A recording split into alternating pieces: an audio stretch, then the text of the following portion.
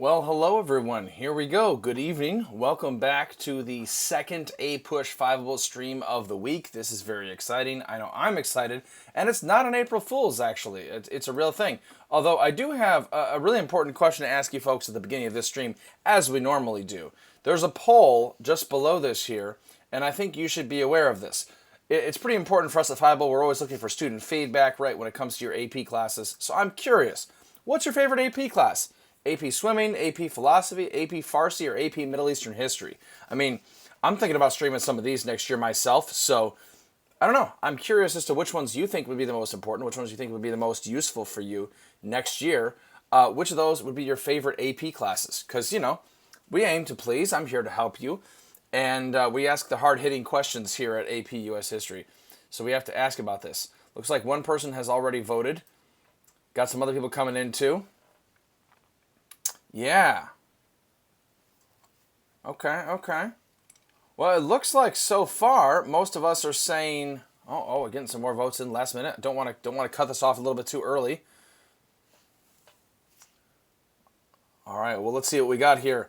Looks like most of us are saying AP Swimming. AP Philosophy got a few votes. AP Farsi, the Iranian language, did not get a lot of votes. And AP Middle Eastern History, I'm really sorry about that, but you know, it happens. It happens. As does today, and as you'll notice, today is April 1, 2021. That poll was an April Fool's joke, of course, right? But that was all kinds of fun. Hopefully you folks are able to hear me okay, and we're able to get ourselves going into AP US History, which is definitely no joke. All right. as well with the VR exams that we got through email today. So that was a lot of fun. So today we're covering Unit 7, the first part, from 1890 to 1920. Couple of preliminary slides as per usual. Remember, this is recorded. If you want to change your name, especially when it comes to the chat or some other things, it'd be a good idea to do so now. A reminder that 5 is active on all your local social medias. Hey, look at that. And then also, this is today, Thursday, April 1, which is a little bit unusual. We have a Unit 7A review. Sounds good. And then next week, we got Unit 7B, because Unit 7 is so massive. And then on the 13th, Tuesday, Unit 8. That's also very massive, but we decided to just keep that together for now at least. But, Unit 8's got a lot of stuff too, so be prepared for a packed one. And actually, that'll be perfect, because that's going to be the day before my students take their Period 8 test. So, you know, it'll happen. Then we got a couple on Thursday, a couple at different times, so pay attention to those. Those are highlighted on the slides there as indicated. And then we're getting closer to the cram finale. I mean, we're not quite a month away, but we're getting close to a month away. So, oh my goodness, be sure to pay attention, do your studying early. It's always a good idea. We are here to help. We're here to do some 5 stuff with you. And of course, we have APUSH Trivia coming up on Unit 7. That should be fantastic. We got Discord conversations going. Our very own APUSH Teacher's Assistant Thomasina is heading up the Discord channel after this very stream, live, 10 p.m. Eastern, immediately after this. And we're going to be doing some fantastic stuff. It should work really well. All right. Yeah, you can always practice the VR stuff as well.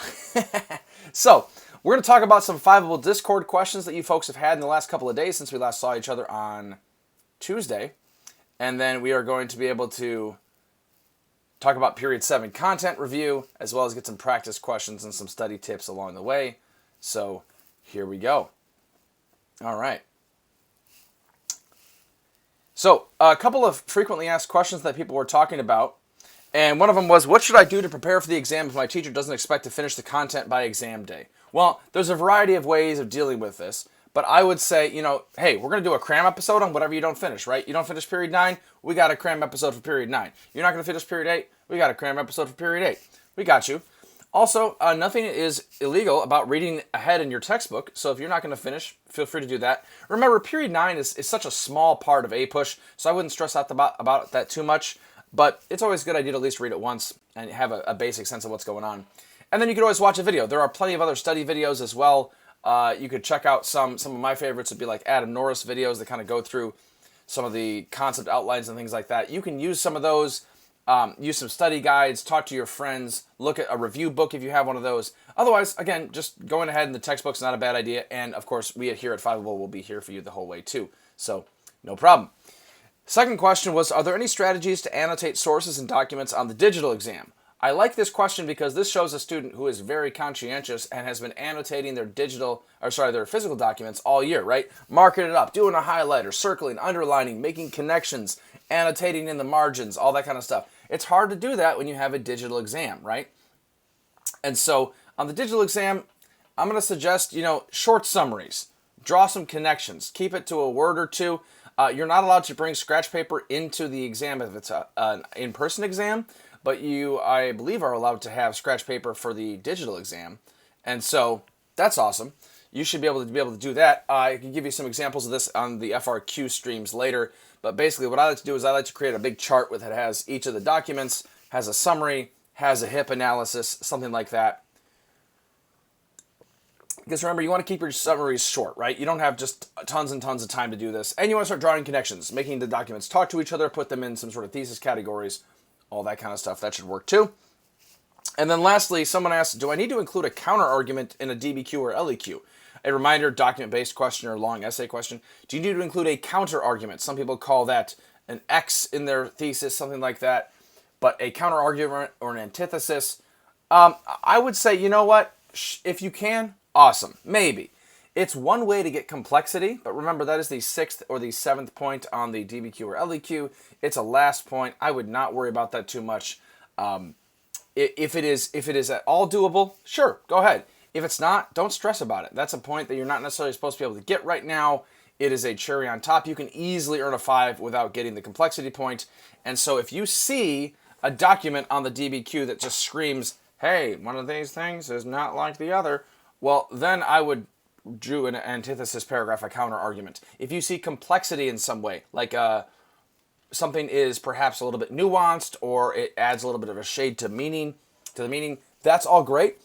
That would be a great way to do it. But again, if it is at all stressing you out, don't worry about it. Don't blow your points by failing to do, say, 3 or 4 documents adequately because you were chasing after a counter argument. Does kind of make sense? So don't get too excited about that counter argument. Don't worry about it too much. So in addition to those questions, we do have the Q&A open below this stream. So if you're curious about that and you'd love to ask some bigger questions, feel free to do that. A reminder, if you're joining us sort of partway through, Thomasina is answering some questions as we go in the chat. That's a good way to do it, as well as the questions underneath this video. So that's a good place to go too. Otherwise, if you have big topics that we haven't hit or you want to make sure that we hit, go ahead and add the Q&A, and then we'll see if we can do do that a little bit later. Sounds good. All right, so we got the 5able form FAQs out of the way. Let's talk about the Unit 7 overview. Hey, all right. So we're just doing the first half, right? So 1890 to 1920. The full unit goes until 1945. We're not going all the way till 1945. We are just going till 1920. I would say let's be able to explain 3 big things. First of all, changes in the U.S. economy. The United States is on its way to becoming, the world's largest economy during this time, and you need to know about that. And then tech innovations, mass culture, and migration. There's a lot going on with the economy, sure, but also culture changes during this time, as does where people live. Absolutely. And then lastly, foreign affairs and participation in wars. This is a big one in period 7, as you well know, because 1890, the start of this, yeah, some of you are like, hey, we like paying attention to me, so you're the chat is a little bit quiet tonight. Well, I'm going to try to get us to move some stuff in the chat and see if we can do something here. So in the chat, as I'm going over some of these things, give me an answer to this. Why are the dates that we chose 1890? I mean, that's a college board for period 7. Why 1890? Why is that the start of period 7? And then why does it go all the way to 1945? Let's start with just the first one because we'll deal with the next one next stream. But why does this period 7 begin in 1890? Throw that in the chat. Let's see how good you folks are with your dates. We'll talk about that a little bit later too in a following stream. So, U.S. fights in a lot of world wars. There's the Spanish-American War and World War I today. We'll get to World War II next time. But we're going to have to talk about the progressives. We're going to talk about U.S. on the world stage, Latin America kind of stuff. It should be a lot of fun.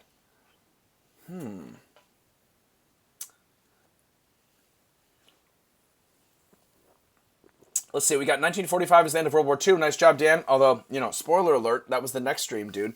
Man, You folks are just too smart. You're spoiling all my stuff. Alexis, you had a really good guess. Spanish-American War, which is hinted at in this picture, is certainly toward the beginning of this time period. It's getting close. It's getting close. We're about 8 years too off. So, Spanish-American War is 1898. 2 years before 1900. 1920s, the Roaring Twenties, so we'll get to those next time. Nice job, Gina. Good job. We're talking about the Progressive Era a little bit during this time. Absolutely. Absolutely.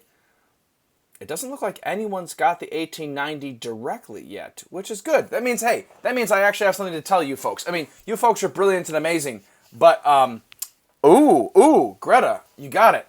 1890 is the closure of the U.S. West. The U.S. West closes, aka the frontiers closed, so U.S. imperialism begins. Bang, there we go. You got it. Good job. So, we're smart, but I also have some things to remind us. Now I feel good about myself, and you should feel good about yourselves too. You had a lot of really great answers as we got close to that. All right, so we're going to talk about some imperialism debates, and unfortunately we're going to see a lot of, racially insensitive cartoons, just like we saw last time with Reconstruction during Unit 8, right? Oof, not good. So, the United States is arguing for or against imperialism, and now we're talking about pro-expansionism, as you can see in this cartoon right here. So the pro-expansionists, why should the U.S. expand? Well, first of all, there are economic opportunities. The frontier is closed, so there's no longer the ability to keep going west and taking land and materials from Native Americans. All right, so now we can move overseas, and this might mean Alaska, like in the 1850s with Seward's Folly or Seward's Icebox. This might mean getting into the Caribbean. This might mean going across the Pacific, trying to get toward China, but there's a variety of places that the United States can go and should go according to these people. There's also some good old-fashioned racism involved, and during this time, we're talking about Anglo-Saxon racism specifically. So this is talking about Anglo-Saxons, aka super white Northern Europeans. So we're talking Scandinavians, English, maybe French, and some Dutch, those kind of people. And so racism gets very selective. As we know, race is a social construct, right? Like it's invented by people and then changed in terms of who is white, who's not, and it changes over time. At this point, they're talking about Anglo-Saxons. Earlier they'll talk about Nordics and things like that. The idea here is that the United States is the whitest and best kind of country racially. So lots of unfortunate racism going on. There's also competition with Europe. Remember, other European nations are expanding at this time. If you took AP World History, you know all about the so-called scramble for Africa. Problematic term, of course. But Europeans are imperializing all over the world. And so the United States needs to do that lest they fall behind everyone else. There's the need for a frontier. Remember, the idea of a frontier, actually proposed by Frederick Jackson Turner during this time about the frontier thesis. His argument is that the United States is unique because it's like partly wilderness, partly civilization, right? And so the United States is on the frontier, and we're able to like wrestle a bear and shoot an Indian in the morning and be a real man, and then go and have tea and read some philosophy and like be sophisticated. So we have the best of both worlds. And again, there's lots of problems with these things that I'm saying. I'm using quotes for all of these. But the idea here is that the United States needs a frontier where we can push ourselves and not become lazy, but also not become too barbaric. And then, of course, spreading culture. Some of them are saying, hey, we need to spread ourselves around. This would be, pardon me, I must be allergic to racism. You know, it happens sometimes. Some of the idea is the need to spread culture. So the idea of the United States needs to spread Christianity, perhaps. Maybe we need to spread our technology. Maybe we need to spread our Anglo-Saxon democracy ways or something like that. But either way, the frontier is the line between barbarism and civilization, right? And it's sort of this arbitrary line. And I guess we're going to expand it and then spread our culture to the other side of the frontier. So there you go. Thank you for all the bless yous and gazoontites and retweets. Oh my. That kind of stuff too. So some examples of pro-expansionists. We have like Teddy Roosevelt, Henry Cabot Lodge, Alfred Thayer Mahan. Remember, Alfred Thayer Mahan is like, we need to expand in order to have a big navy so we can trade with China, stuff like that. We need to show that we're strong. And how do you show that you're a strong nation? Well, you got to have a big navy during this time. So imperialism debates, that's the pro-expansion side. The anti-expansion side is also going to still think the United States is better and then talk about all these other countries. But look at this. First of all, they're spelling Puerto Rico wrong. Puerto Rico instead of Puerto Rico. And Cuba and the Philippines and Hawaii, and they're showing them as various interesting shades of colors. But the idea here is that some imperialists say, all right, We think that people should be able to rule themselves. We think that they should have self-determination, democracy. We were founded on democracy, and we were founded on people being able to rule themselves, the whole revolution against England thing, so maybe other countries should rule themselves too. In fact, the anti-imperialists are so into this, they formed the Anti-Imperialist League, and we'll talk about some of those people later. But here's the thing. They're also racist. A lot of these people are racist during this time, right? And, I feel another sneeze coming on. No, I think I can hold it back. The idea here is, some of them are like, hey, if we take over other countries, we're going to add more brown people to our country, and we don't want that, they said. So there is racism on both sides of the debate. Some of them say, look, we just want to have this isolationism and non-empire idea. The United States has always been a non-empire. We were formed in a rebellion against empire, plus Washington's farewell address, right? All about isolationism. That's a good idea. Some examples of people like this would be Andrew Carnegie, Mark Twain. Those are guys that found the Anti-Imperialist League, William James, Henry James, some other people as well. But a lot of these people are saying, let's focus on stuff at home and not worry about those people overseas. So a lot of this is just kind of theoretical debates, at least until the Spanish-American War, which is in 1898. It starts with Cuba Libre, right? The Cubans are having this revolution close to our shores. We want to be able to help them humanitarian style. So we send the USS Maine to Havana Harbor. It blows up. We blame the Spanish people. So we say, remember the Maine, to hell with Spain, right? And thus begins the Spanish-American War. It takes place in a couple different areas. It takes place in Cuba, the Philippines, Puerto Rico. Those are the Spanish territories we take over. And then there's Hawaii that the United States just takes along the way just for fun. And then there's also the Philippine-American War that happens later, as well as, we take over Guam as well. But there's the Philippine-American War that happens later. So remember, the United States is able to fight against the Spanish. This is Theodore Roosevelt, the Rough Riders, all that kind of stuff. And then they take over all these islands. Some of them are coaling stations, aka refueling points for ships going to China or for our Navy. Some of them have resources. Hawaii has pineapple and sugar. Yay! But then we decide to stay in the Philippines. And there's a huge debate over whether or not to keep the Philippines, because it's basically going to turn into a colony. And many Americans say, no, that's not who we are. We don't take colonies. So thus the whole, pro and anti-expansionists that we just talked about. And so Philippine-American War happens because the Filipinos, surprise, want to rule themselves and don't appreciate us kicking out the Spanish only to replace them and then tell everyone that we are the ones in charge and not them, of their own country. So that's not cool. And then lastly, we're going to have the open door note, and the open door note is about China. So Secretary of State John Hay says, hey, Europeans, I know we're all trying to carve up China at this point, but let's hold off on that because we want free trade. So let's keep it open, and that way people can trade with China. And that's what we wanted. So kind of like the Monroe Doctrine, but applying to China. And that's kind of how it goes. All right.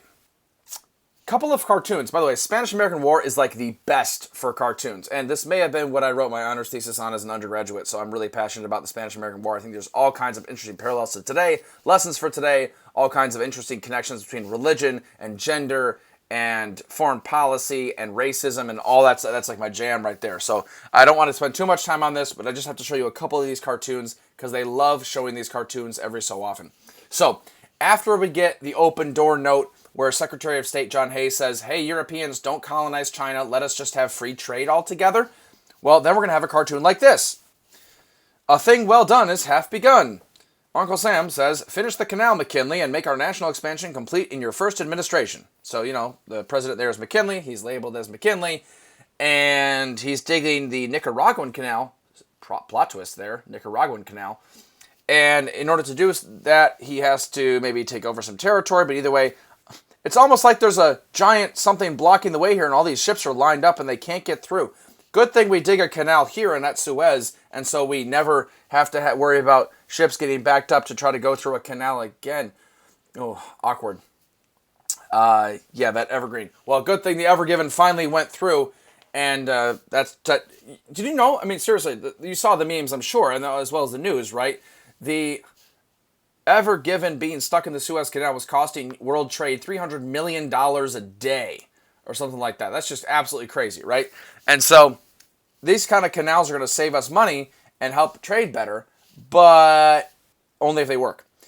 And so we start digging the Nicaraguan Canal. That fails. There's the Panama Canal later. That's going to be more about Teddy Roosevelt. But either way, this is making an economic argument for why the United States should take over places, because notice, as we take over Puerto Rico, Cuba, Philippines, Hawaii, we can start negotiating better trade deals and refueling, etc., etc. Yeah, lots and lots of money involved there. Sounds good. Also, someone asked if I like pineapple on pizza. Oh, heck no. Absolutely not. I am a pure meat-loving, meat only on pizza. No vegetables and certainly no fruit. Are you kidding me? Ugh. Although, I do like the idea of sweet and swine, the pineapple and ham. That just sounds fun, but it's a terrible, disgusting topping, so no thank you. This one I liked because it has a nice little rhyme to it. It says, there was an old Yank who lived in a shoe all covered all over with red, white, and blue. His family is large and still growing bigger, the result of good work in snapping the trigger. So Uncle Sam keeps taking over more and more territories. This is almost an anti-imperialist cartoon, because it's referencing that old one about the once was an old lady who lived in a shoe. She had too many children, she didn't know what to do. So in this case, the United States has taken over. Notice the West is back there on the hobby horse. There's the South that's doing some cotton farming. There's Alaska spear fishing. The East, which has a monocle right by that, and Hawaii and some other places. But we keep taking over more territories. So absolutely, the United States has taken over a lot of places, including some people that quote-unquote need our help, like Native Americans. But now we're adding other people overseas, and it might be too much. We got some other ones as well. So this one is arguing for let's take over the Philippines because they're a stepping stone to China. Again, we're just talking about some trade, right? We got some stuff. And then this one, which again, super racist. But the idea here is that the white man's burden, we're following the example of Britain to be able to bring these people up from barbarism, oppression, ignorance, superstition, as you can see on the rocks, all the way up to education, liberty, and civilization at the top of the hill. So be aware of some of those. Be able to decode some of those political cartoons, because they frequently show up during this time period, because who doesn't like a good old cartoon that showcases the... Ooh, don't sneeze. That showcases the backwards thoughts regarding race that used to exist that unfortunately still do crop up from time to time. But either way, the idea here is they're using racism to justify imperialism. All right. So, now we got a practice question for you, and I'm going to throw this up as a poll. So, question number 1. Statements like the one above most directly parallel which of the following ideologies? Now, I'm going to think about this and think, do I absolutely need to have this in order to say manifest destiny? Probably not. I mean, I just go, we're talking about imperialism? This sounds more like manifest destiny. You could have answered that right away, but pretend I didn't say that, right? So, one of the questions is, do we need the stimulus to answer this question? Maybe not. Maybe I just know this right away.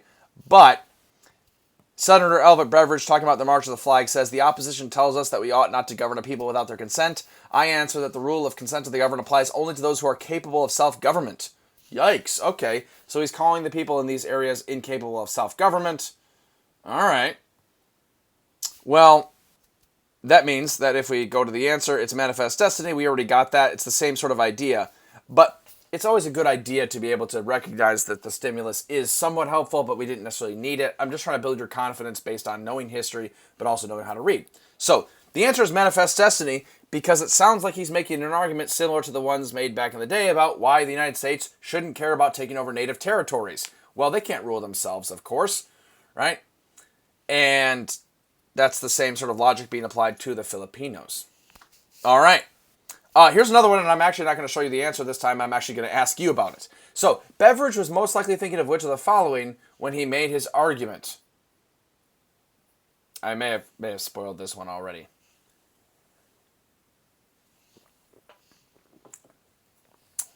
I came armed with caffeine this time, so I won't yawn quite as much, even though my daughter is not sleeping quite as much as she used to. Love that 6-month regression, baby. So, is it A, the American system, B, dollar diplomacy, C, Native American reservations, or D, the 15th Amendment? You should be able to see this poll somewhere below.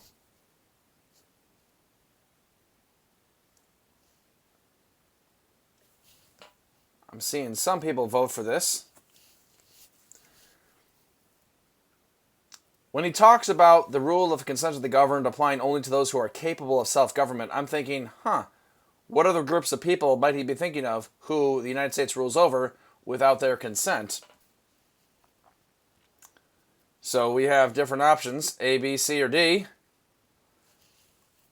Get in your votes while you can. Get in your votes while you can.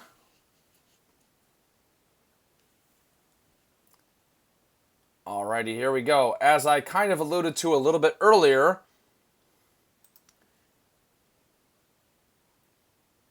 yes, most of you chose the correct answer. C is indeed the correct answer because Native American reservations are an example of the United States governing over peoples without their consent. So there we go. Again, when it comes to multiple choice questions, we'll discuss this a little bit later on the exam tips and tricks video too. But remember, it's always a good idea to read the stimulus because you really should just to make sure. But go based on knowing your history. If your gut tells you, the American system, isn't that Henry Clay and internal improvements? Internal improvements. This doesn't sound like we're talking about building canals in the Philippines. Okay, I don't think this applies. Then that might work. If you're talking about dollar diplomacy, I could see it's around the same time period, so maybe read the excerpt. 15th Amendment, it's talking about voting rights.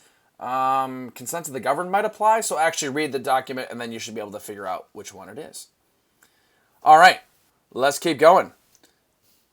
Talked about that. Now let's talk about the progressives. All right, so we are moving along. Here we go. The progressives. Remember, the progressives are largely upper middle class white women, especially in cities, and they're going to be trying to change the worst parts of the Gilded Age. So technically the Gilded Age, we covered that last time, 2 days ago, in period 6. But the Gilded Age continues on. I personally like the Gilded Age lasting a little bit longer in my mind, until about 1914, like World War I, because the progressives are trying to change the bad parts of the Gilded Age, aka the Second Industrial Revolution, etc., etc. So, the progressives, as we're doing our posture check and doing some stretching here, let's dive into the progressives. First of all, they are going to attack a bunch of stuff. They are going to attack political corruption. They're going to attack inequality, social injustice. Man, these people seem like good people. And they're going to be a whole bunch of different kinds of reformers. Again, largely upper middle class and largely women. And they're also going to be working on the cities, but also there's a couple of things about the wilderness as well. So, they're worried about environmentalism. Not necessarily tree huggers, although some of them might be considered that way, but they're concerned about expertise. So expertise is a really, really big deal here. So progressives believe in expertise in politics, expertise in taxation and economics, expertise in wilderness and environmental factors, all of that kind of stuff. All right. So then, let's talk about where they disagreed, because they're not all on the same page in all of those issues. So they disagree. Should we have segregation or not? Remember the whole like Booker T. Washington, W.E.B. Du Bois stuff? Some of them are like, yes, we like segregation. Let's have it. Black people, I'm quoting here, of course, like black people are incapable of self-government, so let's not let them vote. And some of them say, excuse me, that's not equal at all. I thought we were a democracy. Let's make this an actual democracy. So they're going to disagree on some of that stuff. They're going to disagree on, should we actually have professionals run everything, or should we have some democracy? So some of the things they're going to do, expand democracy. Some of the things they do, restrict democracy. I mean, a good example would be the Australian ballot. We'll talk about this a little bit, well, I'll show it later. But remember, the Australian ballot is the idea that you don't have to pick a party ballot, you just have a secret ballot, and you go into the voting booth and you mark it there.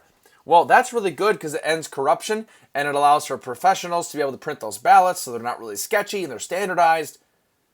And yet it also kind of serves as a de facto literacy test because you have to be able to read. Now you can't just go, ooh, I like the yellow ballot because I know I like wigs, and then you grab that one. You can't do that anymore. You have a black and white sheet in front of you, and you have to somehow be able to read the word wig in order to vote for your favorite William Henry Harrison's.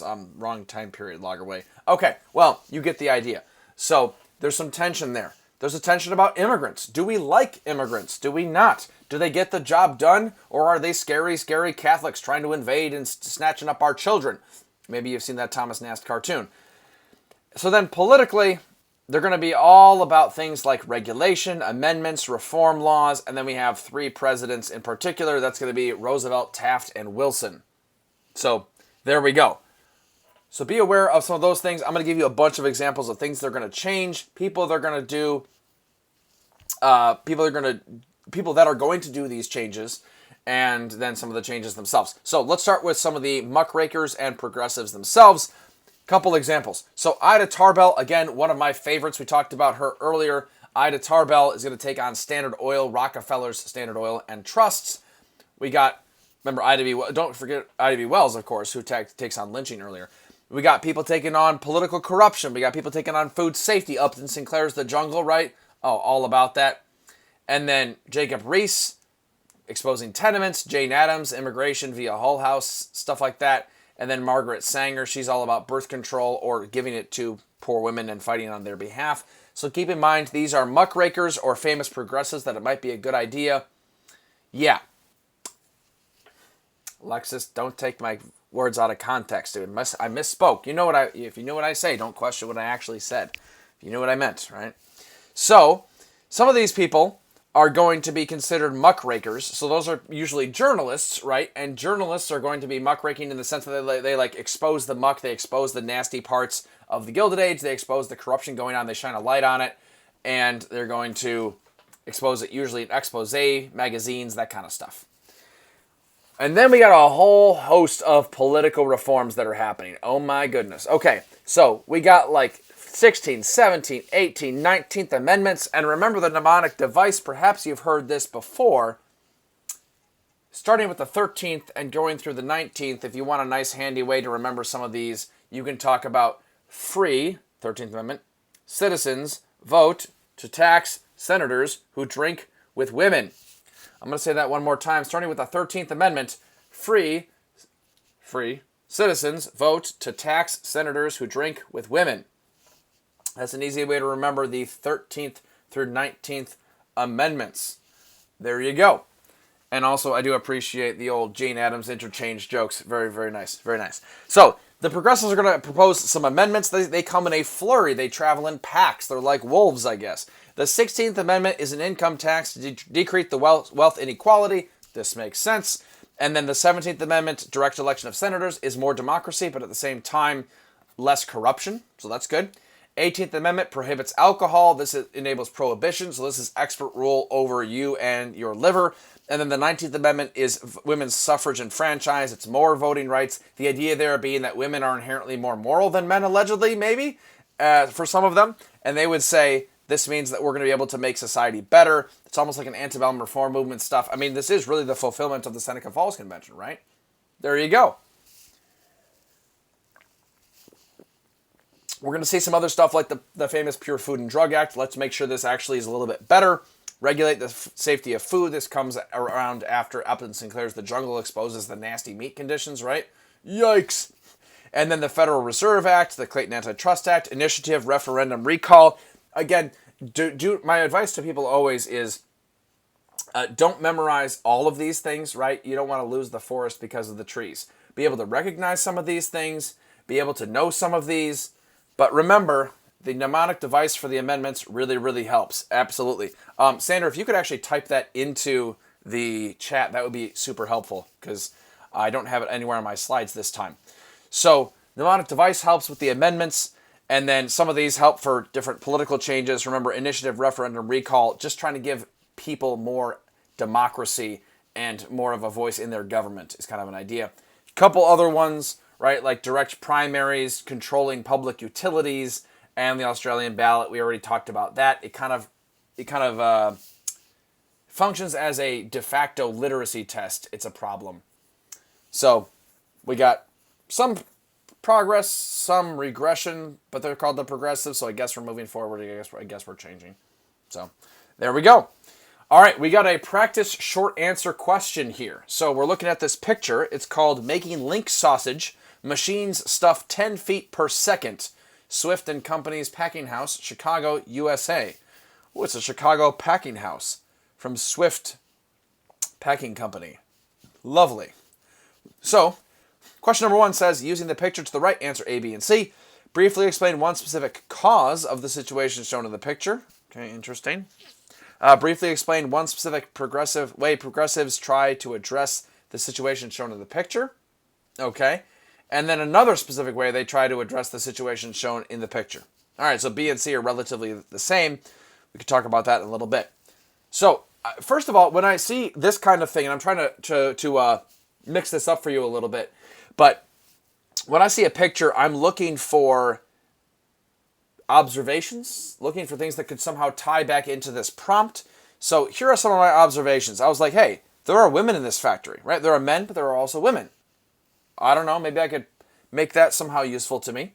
There are looks like pretty cramped conditions. There's not a lot of sunlight. I don't see any windows actually portrayed in this particular picture. Maybe there are some, but they look pretty cramped. Meat packing plants. Well, meat packing plants reminds me of Upton Sinclair's The Jungle, right? Yeah. And it's industrialized food production, so I can see machines that are doing this. So this is after industrialization, after the Gilded Age, all that kind of stuff. And then it's going to be quicker, maybe dirtier, and potentially more dangerous, right? People can get their fingers chopped off, et cetera, et cetera. And then something about Teddy Roosevelt, because if I see 1905, I'm thinking Teddy Roosevelt's the president. Does this connect at all to his Pure Food and Drug Act, to the Upton Sinclair's The Jungle, something like that? We have options here. So those are kind of my potential observations as I'm looking at this. Maybe that'll be one way to do it. So here's a way that I did this, trying to use ACE, which comes from my friend Johnny Burkowski, who teaches APUSH. And here's one way to do it. Industrialization caused the situation shown in the picture. Industrialization is the vocab that I'm dropping. Now I need to actually explain it. As food production became increasingly mechanized, fast-moving factories began to replace farms as the primary production site for processed foods. So those are examples that are defining my vocab. And then lastly, I want to talk about how my specific answer answers the question. So this caused factories like the one shown in the picture that used machines to process sausages quickly. So you want to tie it back to the picture if it's a picture, tie it back to the stimulus if it's a stimulus, tie it back to the question if it's just a pure question. Always, always tie it back. Show how you're answering the question. This could be letter B. So what's a way in which progressives tried to address the situation here? Well, progressive presidents like Teddy Roosevelt pushed for legislation like the Pure Food and Drug Act. Okay. So Pure Food and Drug Act is my vocab word. Now I need to define this. This legislation regulated the food industry to ensure the safety of consumers. All right, now I've defined it. Now let's tie it back here. The law especially applied to meat plants that were notorious for poor sanitation, thus referencing the picture and its meat plants. So we got options. And remember, one of the things I always tell you when it comes to studying is to be able to quiz yourself, right? Active recall. So that's a way to get letter B. And this is letter B. Sorry about the typo. That should not be letter A. This is letter B. And then do the same thing for letter C. Come up with another way that progressives try to address the situation. Talk about how they tackled child labor. Talk about how they try to address working conditions, 8-hour workday, that kind of stuff. All right, moving on to one of our last topics, and that is World War I. So we're not going to get to the 1920s today because we end in 1920. That's for Period 7, Part B, which is going to be next week, Tuesday, a special on-the-road 5-able stream. Ooh, stay tuned for that. But for now, we need to move on to World War I. So there's some diplomacy, there's some military. Let's talk about this. So World War I begins in Europe. Now, this is not AP European history. It's not even AP World history. Excuse me. But it's a good idea to know some of the background here for World War I. The acronym MANIA is sometimes helpful. So, militarism, alliances, nationalism, imperialism, and then the assassination of Archduke Franz Ferdinand may be somewhat helpful. But if you're like at all confused about that and you didn't study it, don't worry about it. Initially, the United States is very neutral, remember, and the U.S. gradually gets involved, and there's a variety of reasons for that. Super fun. So there's going to be like trade money. So money.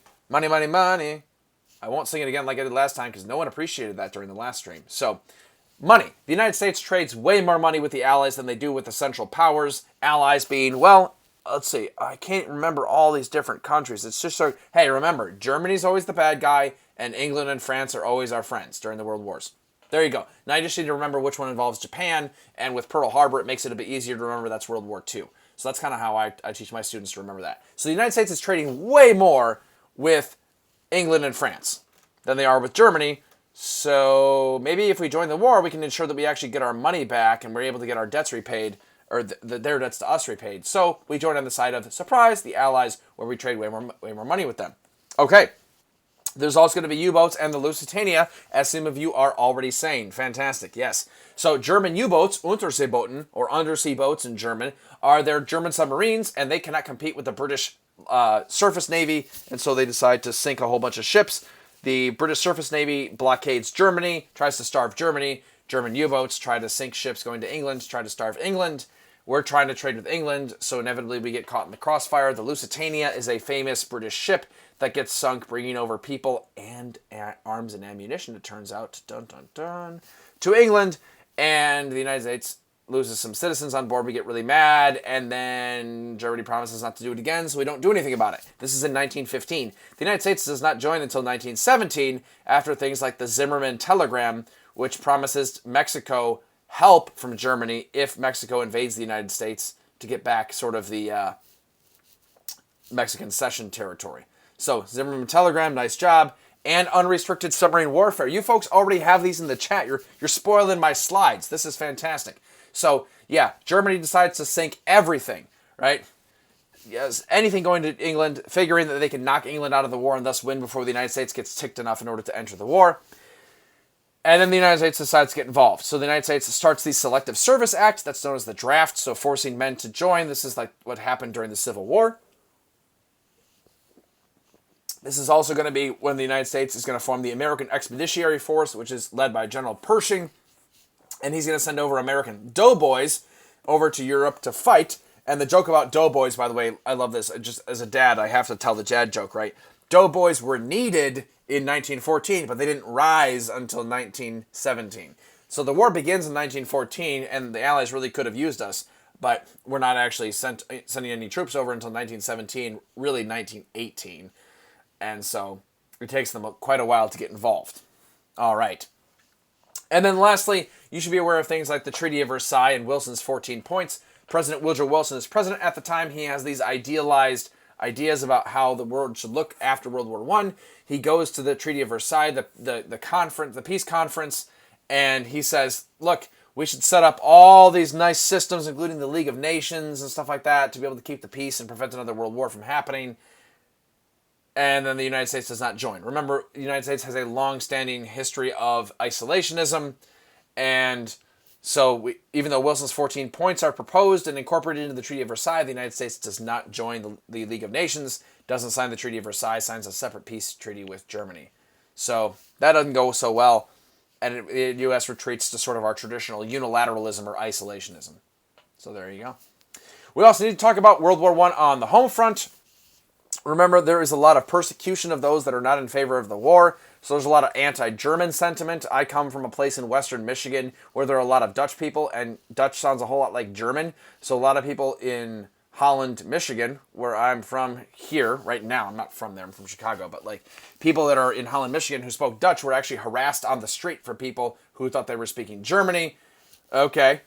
There was Schenck v. United States. That was the famous Supreme Court case that said you can't shout fire in a crowded theater.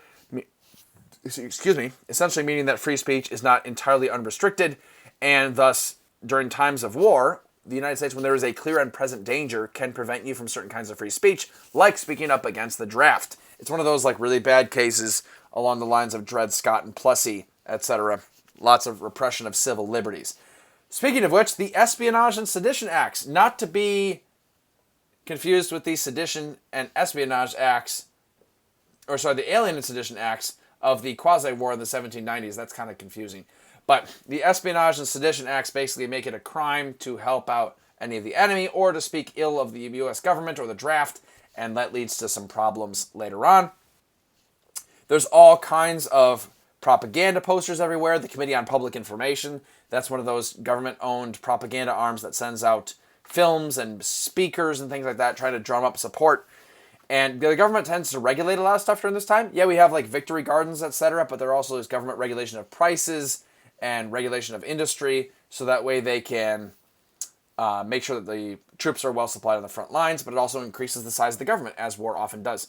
There are some labor changes, so there are people who go on strike during this time, but also some women are going to join factories in small numbers, not quite rose of the river yet. And African Americans begin moving north, thanks to the Great Migration, moving away from Jim Crow South and toward the factories of the North, where they want to work while a lot of the white men are away fighting. They're also going to join the U.S. military, think like Harlem Hellfighters, etc. So the Great Migration is going to be happening, but also they're going to be fighting as well. So African Americans, when they come back, are going to be much more like, hey, I just fought for my country. How about you give me some rights? There you go. So yes, Eugene V. Debs and etc., those kind of people fighting against the war. It's quite controversial, although not nearly as controversial as Vietnam's going to be, but we're getting ahead of ourselves. It's not period 8 yet. No spoiler alerts for myself. All right. Let me quick pause here, and I'm going to check on some of the question and answers that we have. Anybody asking about those things? Let's see. I've answered a lot of these. Someone was asking about pineapple on pizza. Absolutely not. Do you need to do the entire counter-argument to get the complexity point? That's actually a good question. Let me answer that one.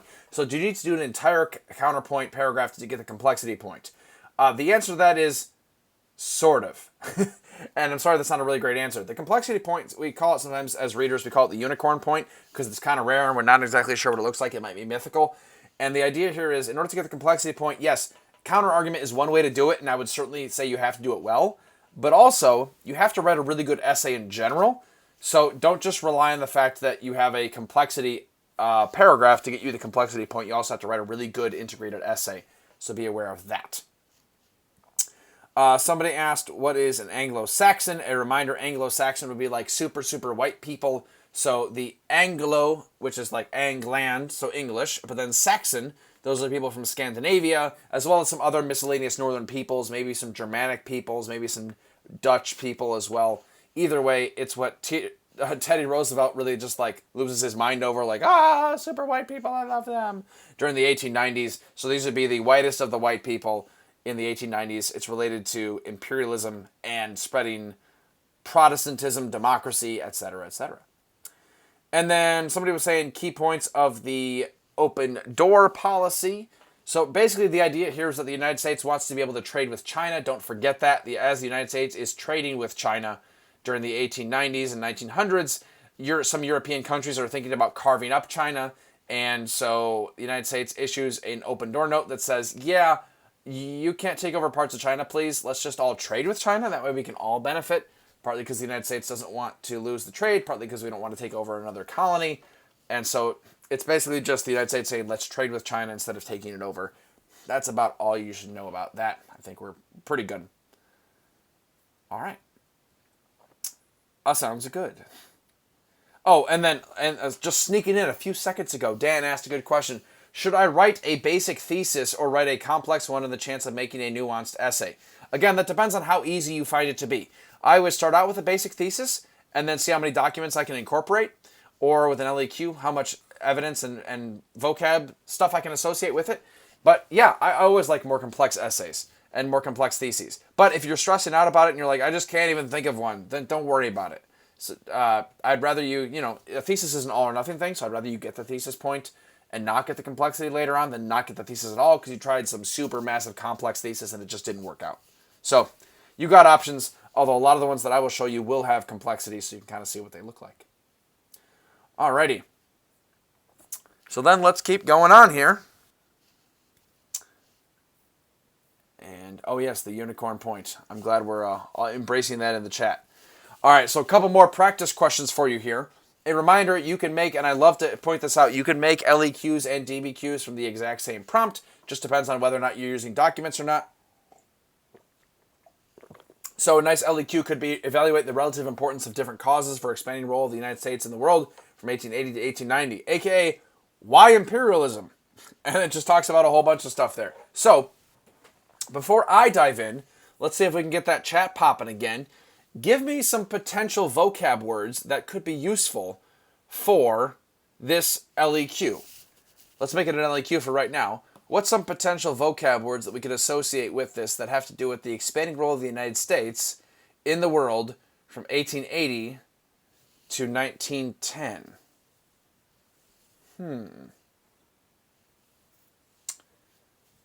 Some different pieces of evidence. Maybe you call it SFI, maybe you call it vocab, maybe you call it evidence. We got lots of different options there. What potential ones could we use for a prompt like this?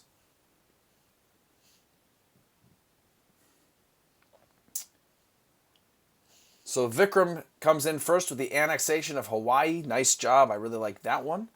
Imperialism, talking about cultural superiority. Anita Thomas is talking about Spanish-American War. The Philippines. Yeah. Expansionism. Manifest destiny. treaties, like the Open Door Note, or maybe a treaty that takes over Hawaii, the Philippines, Spanish-American War, Teddy Roosevelt, all of those work. Yes, yes, yes, and yes. Excellent. You could mention the Panama Canal. You could mention coaling stations, the open door, and world trade. Absolutely. Absolutely. So let's go on a little bit. And if it was an LEQ, you bring your own vocab to the door. It's just you and your brain, and you only need a couple of them. So nice job, people. Let's keep going on. So a potential intro paragraph with contextualization and a thesis. So here's my contextualization. I said, as the United States exited the horrors of the Civil War and its aftermath, business leaders began to use lessons and capital accumulated during the war to start building bigger and bigger businesses. The Gilded Age of heavy industrialization had arrived and continued to grow beyond the end of the century. So I'm using the Gilded Age, big business, to do this. As the U.S. began industrializing, its connections to the rest of the country grew apace, not only through the importation of immigrant workers, but also through the expansion of U.S. access to foreign markets to buy U.S. industrial goods. So notice I'm talking about foreign markets. The reason I changed that color there is because I'm trying to suggest that you can't just leave the contextualization by itself. You have to connect it to the topic at hand. In this case, I want to talk about foreign policy somehow. So nice job with all the vocab. I'm really excited about it. We might even see some of this here. So here's my thesis. I'm going to say U.S. expansionism from 1880 to 1910 was caused by 1, a desire to unite the post-Civil War country against external foes, 2, to gain power, wealth, and prestige for the U.S. as a model world power, and 3, to use ideas of racial superiority to assist other less fortunate peoples. This would eventually lead the U.S. to the U.S. being entangled in international conflicts in the Americas and Europe. So I have 3 subpoints there. I have sort of a, well, notice how we have causes and effects, right? So the United States is entangled in international conflicts in the Americas and in Europe. So that's kind of one way to put my thesis. It's a little bit of adding some complexity there too. Because I'm talking about, well, let's go back to this prompt a second here. What are the different causes for the expanding role? So I talked about 3 causes as well as an effect, which is maybe going to give me some complexity. So it's optional. So I have 3 causes and then 1 effect that's going to give me a complexity, thus the letter C right there. I'm not just an egomaniac who puts my initials everywhere. All right, so first source comes from E.E. Cooper, an African-American newspaper editor called The Colored American, and he's talking in 1898. Oh, yeah, all right. Absolutely, with the posture check, everybody, including you that are watching this recording later. So E.E. Cooper, an African-American editor, he says, the war with Spain will result in quickened sense of our duty toward one another and a loftier conception of the obligations of government to its humblest citizen. Black participation in the war will bring about an era of good feeling the country over and cement the races into a more compact brotherhood through perfect unity of purpose and patriotic affinity, where white people will unloose themselves from the bondage of racial prejudice. It sounds like he's saying, hey, let's have the war because it'll bring people together and we'll hate an external enemy and thus love each other. So black and white people will get along and it'll help with some national unity. The historical context here is going to be the War of Spain, aka the Spanish-American War. The intended audience seems to be Americans, but you can't just say, he's writing this to Americans, because that's not helpful. You can't even say, like, he's talking to African Americans, because that's a little bit too obvious. They already showed that, right? So what you want to do here is talk about those 3 together. I keep emphasizing this. You want to say he's writing to Americans, that's the I, in order to persuade them, that's the purpose, that the Spanish-American War is a good thing because it'll help race relations, and that's his point of view. So you got some ideas right there. You got some ideas. And then outside evidence, I might be talking about, Plessy v. Ferguson is just 2 years earlier. Maybe that's kind of some historical context. Not really outside evidence. Maybe Buffalo Soldiers? I don't know. I'll think about that a little bit later. So here's one way that you could use that particular document. Remember, in order to get full points on these kind of documents, you want to use, HIP, and include outside evidence. So I'm going to use, meaning summarize and tie to my thesis, and I'm going to HIP. Here's what I came up with. Some saw U.S. expansion as a safety valve that's going to release pressure and division at home. Some African Americans saw a chance to fight for their country against Spain in the Spanish-American War as an opportunity to demonstrate their patriotism and to earn the respect of their white countrymen. That's the summary for Doc 3. Done. Then, here's my historical context. Since this was during the racial nadir of Jim Crow laws made legal by Plessy v. Ferguson, African Americans were seeking many different avenues of redress against this racism, and gaining national glory was but one of them. So that's explaining the historical context and why they were trying to find different ways to get some outside info. Maybe I'm talking about railroad strikes and robber barons, because they wanted to focus U.S. citizens outside of the United States, so that way workers would be able to unite, not against the rich people, but against outsiders. That's just one way to go about it. You can read that full thing later if you'd like to. A couple other ways to study would be to do some comparisons. We haven't covered World War II, obviously not yet. That's part 2. But if you'd like to look at World War I versus World War II, I'd be able to do that after we wrap up some of these, including today's, and then the one that we're going to do next time, which is going to be covering World War II as well. You could talk about causes and effects of imperialism, right? So closing the frontier causes imperialism, but then there's also the dollar diplomacy that comes from imperialism. So you have various options, right? Dollar diplomacy basically saying, hey, U.S., businesses, feel free to invest in the Caribbean. We'll back you up with our military just in case. So you have options. There's also a CCOT, like with women's roles, right? The WCTU is founded here, and then there's going to be flappers in the 20s. Do they exist in the middle? Well, yeah, of course women still exist in the middle. So what's their role? Are they getting involved? Are they agitating for voting rights? Yes. Are they involved in the progressive era? Absolutely. Right? So period 7 is huge, and you don't want to forget that women are involved in all of it in the background, so maybe talk about how that changes or stays the same over time.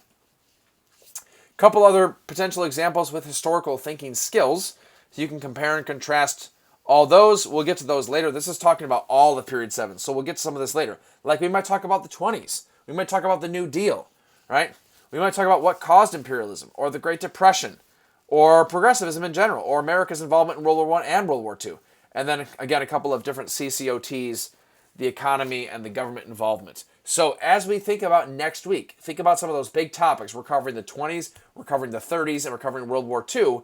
Think about how you can make those into historical thinking skill like prompts. That'll help you study a bit better, especially if you're getting into period 7 in your classes, or you're getting ready to study that personally. So let me double check and see how we're doing with questions and answers tonight as we wrap ourselves up here. Gina was asking, what was Schenck v. United States? Remember, that was from World War I. That's talking about free speech, and do you have the ability to criticize the draft during wartime? The Supreme Court actually shuts that down and says, no, you don't have as much free speech during wartime as you would normally. So if there is a clear and present danger to your speech, like you could prevent people from being drafted and thus hurt the country, then we can limit your free speech. So there's some limits and debates over the civil liberties on the home front, like during every other war. Somebody was asking, tips on how to add complexity but also make it an arguable opinion. I think I understand what this is talking about. The idea here is you want to add nuance to your argument whenever possible. But remember, complexity comes in different forms. So let's say I was talking about causes of imperialism. Complexity with a causation question is causes and effects, or multiple causes. So just have multiple causes. That's very arguable, because you're choosing racism as the most important cause for imperialism along with, say, economics, but someone else might talk about how trade was really important, as was Anglo-Saxonism or something like that. Or maybe someone else talks about competition with Europe. So the idea is you're making an argument just by virtue of choosing certain items over others. So that'll make it work. When it comes to, that's causation. When it comes to compare and contrast, just do both. Give me a comparison and a contrast. When it comes to CCOT, give a change and a continuity, and then just argue that one of them is more important than the other. And then voila, you have an arguable opinion, as well as complexity. More on that later with our FRQ streams, of course.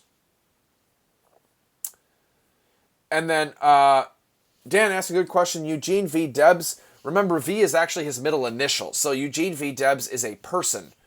And so Debs does get sued and arrested a couple times. He gets arrested during World War I, but he is a socialist labor organizer. And so Eugene V. Debs is not a Supreme Court case. It is his entire name. His middle initial just happens to be V, and it's really confusing, right? So Eugene V. Debs, person, not a Supreme Court case. All right. A couple of reminders as we wrap up tonight. Remember, we got APUSH trivia coming up in a week. Test your Unit 7 trivia after we're done with this stream, as well as the next one. There you go. as well as the Discord conversation that's happening right after this with our very own Thomasina, who's been answering questions in the chat all night. Thank you, Thomasina. Thank you to you folks. You folks have been excellent answering my questions in the chat, asking great questions in the chat, and we're doing some good stuff. So, as always, you folks got it. I believe in you. Remember, we're going to see each other next week, Tuesday, for a special travel edition of APUSH 5 streams. Should be a lot of fun. And, yeah, that should be it for us tonight. Please stay safe. If you are on spring break, I hope you enjoy. If you're about to start spring break, I hope you enjoy as well. Please stay safe out there, no matter what you're doing. And we'll